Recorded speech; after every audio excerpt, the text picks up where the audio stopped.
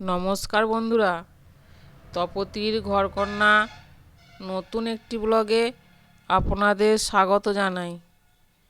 আজ আমি ঘরের কিছু সামান্য উপকরণ দিয়ে চিকেন চিজ বল কিভাবে ঘরেতেই বানানো যায় সেটাই আপনাদের সঙ্গে শেয়ার করব। তাহলে চলুন বন্ধুরা, এবার আমি রেসিপিটা শুরু করব। চিকেন চিজ বল বানানোর জন্য প্রথমেই আমি 250 গ্রাম চিকেন হালকা করে সিদ্ধ করে নিয়েছি, দিয়ে এইভাবে ছোট ছোট টুকরো করে নিয়েছি। দিয়ে একটা বড় পাত্রে নিয়ে নিয়েছি। এবার একটা বড় সাইজের পেঁয়াজ কুচি, 2টি কুচনো কাঁচা লঙ্কা আর 2 চামচ বেসন,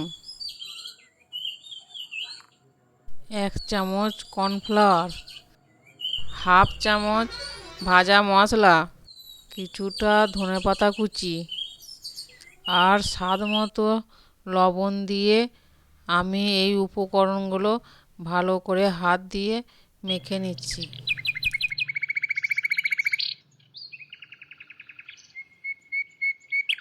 চিকেনের সঙ্গে সব উপকরণগুলি আমি হাত দিয়ে ভালো করে মেখে নিয়েছি। এবার অল্প অল্প জল দিয়ে চিকেন চিজ বলের ডোটা আমি রেডি করে নিচ্ছি।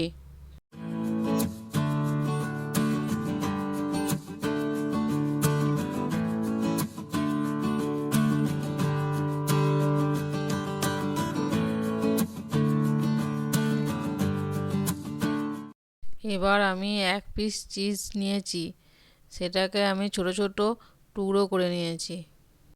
এবার এই ডো থেকে একটু করে নিয়ে গোল বলের মতো করে নিচ্ছি, দিয়ে মাঝখানটা একটু এইভাবে গর্ত করে 1 টুকরো চিজ আমি এর মধ্যে ভরে দিচ্ছি, দিয়ে আবার গোল করে এইভাবে বলের মতো করে নিচ্ছি।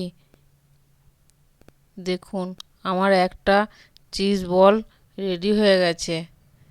এবার আমি এইভাবে চিকেন চিজ বলগুলি তৈরি করে নিচ্ছি।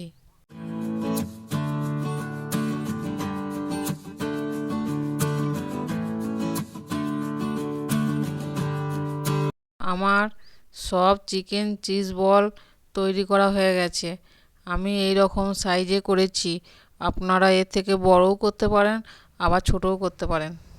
গ্যাসে কড়াই বসিয়ে আমি সাদা তেল গরম করতে দিয়েছি। তেল হালকা গরম হলে চিকেন চিজ বলগুলি আমি তেলের মধ্যে একে একে ছেড়ে দিচ্ছি।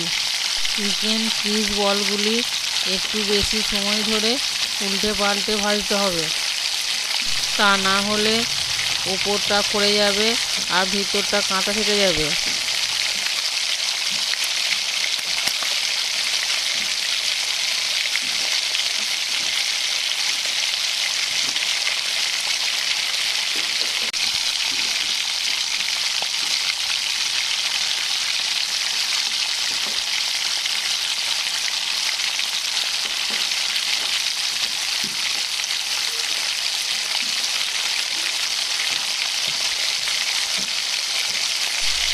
প্রথমবারে আমি 5টি বল দিয়েছিলাম, এইগুলি ভাজা হয়ে গেছে।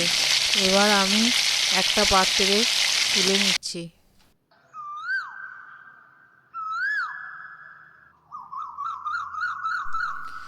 এইভাবে আমি একে একে সব চিকেন চিজ বলগুলি ভেজে তুলে নিয়েছি।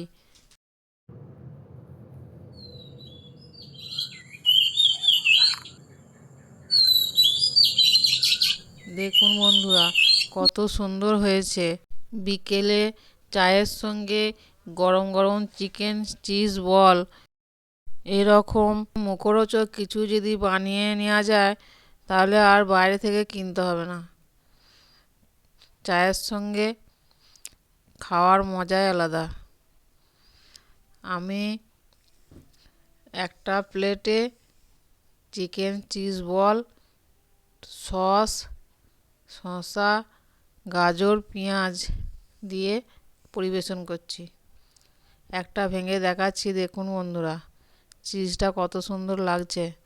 আর খেতেও খুব ভালো হয়েছে। অল্প সময়ে ঘরোয়া পদ্ধতিতে চিকেন চিজ বল বানিয়ে গেস্ট এলে দেওয়াও যায়, আবার নিজেরাও খেতে পারি। তাহলে বন্ধুরা, আমার এই সিম্পল চিকেন চিজ বলের রেসিপি যদি আপনাদের ভালো লাগে তাহলে তো অবশ্যই বাড়িতে বানিয়ে খাবেন আর সকলকে খাওয়াবেন।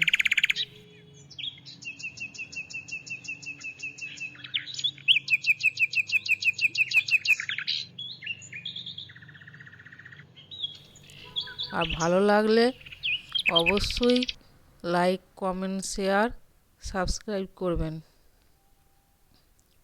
আজ এই পর্যন্তই, আবার দেখা হবে অন্য কোনো ব্লগে, অন্য কোনো রেসিপি নিয়ে। ততক্ষণ সকলে ভালো থাকবেন, সুস্থ থাকবেন। ধন্যবাদ সকলকে ভিডিওটি শেষ পর্যন্ত দেখার জন্য।